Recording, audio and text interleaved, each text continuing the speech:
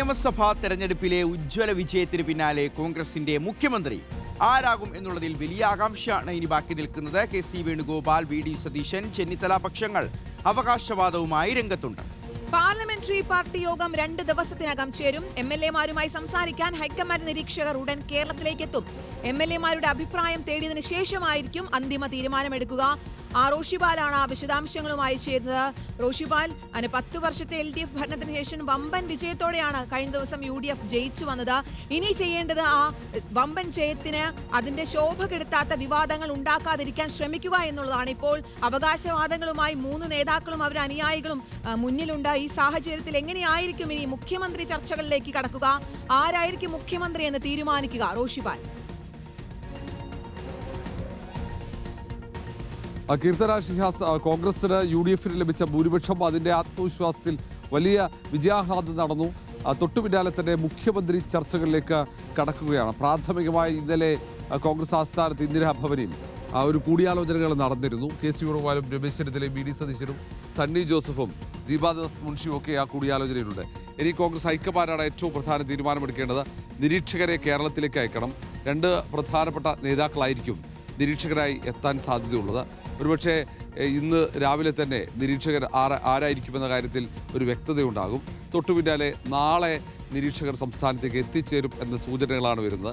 അങ്ങനെയെങ്കിൽ നാളെ തന്നെ പാർലമെൻ്ററി പാർട്ടി യോഗമുണ്ടാകും, MLA-മാരുടെ യോഗം. ആ MLA-മാരുടെ യോഗത്തിൽ MLA-മാരെ പ്രത്യേകം കേട്ടതിന് ശേഷം ഈ റിപ്പോർട്ട് ഹൈക്കമാൻഡിന് കൊടുക്കും, മല്ലികാർജ്ജുൻ ഖാർഗെക്ക്. ആ നിരീക്ഷകർ നൽകുന്ന റിപ്പോർട്ട് അടിസ്ഥാനമാക്കിയാകും മുഖ്യമന്ത്രി, അതായത് കോൺഗ്രസിൻ്റെ പാർലമെൻ്ററി പാർട്ടി ലീഡർ ആരാണെന്ന കാര്യത്തിൽ തീരുമാനമുണ്ടാവുക. നിലവിൽ കെ.സി. വേണുഗോപാൽ, രമേശ് ചെന്നിത്തല, വി.ഡി. സതീശൻ 3 നേതാക്കൾക്ക് വേണ്ടിയും ചരടുവലി സജീവമായി തുടരുന്നുണ്ട്. നേരത്തെ വോട്ടെടുപ്പ് കഴിഞ്ഞ ആ സമയം മുതൽ തന്നെ സംസ്ഥാനത്ത് മുഖ്യമന്ത്രി ചർച്ച കോൺഗ്രസിനകത്ത് സജീവമായിരുന്നു. അത് പരസ്യ ചർച്ചയും പ്രചാരണങ്ങളിലേക്ക് കടന്നതാണ്. ഇപ്പോൾ തെരഞ്ഞെടുപ്പ് വിജയം വന്നതിന് തൊട്ടു പിന്നാലെ തന്നെ സംസ്ഥാനത്തെമ്പാടും 3 നേതാക്കൾക്ക് വേണ്ടിയുള്ള ബോർഡുകളും ഫ്ലക്സും ഒക്കെ പ്രത്യക്ഷപ്പെട്ട് കഴിഞ്ഞു. ഇനി തർക്കങ്ങളില്ലാതെ ഒരു തീരുമാനത്തിലേക്ക് എത്തുക എന്നതാണ് കോൺഗ്രസിന് മുന്നിലുള്ള ഏറ്റവും പ്രധാനപ്പെട്ട വെല്ലുവിളി. എല്ലാ കാലത്തും മുഖ്യമന്ത്രിയെ തീരുമാനിക്കുന്നത് ഒരു കടമ്പയാണ് കോൺഗ്രസിന്. പ്രത്യേകിച്ച് ഈ തവണ അത് കൂടുതൽ ബുദ്ധിമുട്ടാകുമോ എന്ന ആശങ്കയൊക്കെ ഉണ്ടെങ്കിലും അത് എങ്ങനെയെങ്കിലും ഒരു രമ്യമായ രീതിയിൽ ഒരു തീരുമാനത്തിലേക്ക് എത്തിക്കാനുള്ള ശ്രമമായിരിക്കും, ഒരു സമവായ ചർച്ചയിലൂടെ എത്തിക്കാനുള്ള ശ്രമമായിരിക്കും കോൺഗ്രസ് ഹൈക്കമാൻഡിൻ്റെ ഭാഗത്തുണ്ടാവുക. അതുകൊണ്ട് ഏറ്റവും മുതിർന്ന നേതാക്കൾക്കായിരിക്കും ഈ നിരീക്ഷകരായി അയക്കാനുള്ള സാധ്യത. അത് ഇന്ന് തന്നെ നമുക്കറിയാൻ കഴിയും. ഏതായാലും ഇനി MLA-മാരുടെ പിന്തുണ, അവരുടെ അഭിപ്രായം ആരാഞ്ഞതിന് ശേഷം ഘടകകക്ഷികളുടെയൊക്കെ അഭിപ്രായം നേരത്തെ തന്നെ ദീപാദാസ് മുൻഷി കേട്ടെങ്കിലും ഈ നിരീക്ഷകർ കൂടി ഒരുപക്ഷെ ഘടകകക്ഷി നേതാക്കളുടെ അഭിപ്രായം തേടാൻ സാധ്യതയുണ്ട്. കോൺഗ്രസ് ഹൈക്കമാൻഡാണ് തീരുമാനമെടുക്കാറുള്ളത്. അത് MLA-മാരുടെ പിന്തുണ മാത്രമല്ല അവസാനം പാർലമെൻ്ററി പാർട്ടി ലീഡറെ തിരഞ്ഞെടുക്കുമ്പോൾ അവർ പരിഗണിച്ചത്. പക്ഷേ ഈ തവണ എങ്ങനെയാണെന്നറിയില്ല.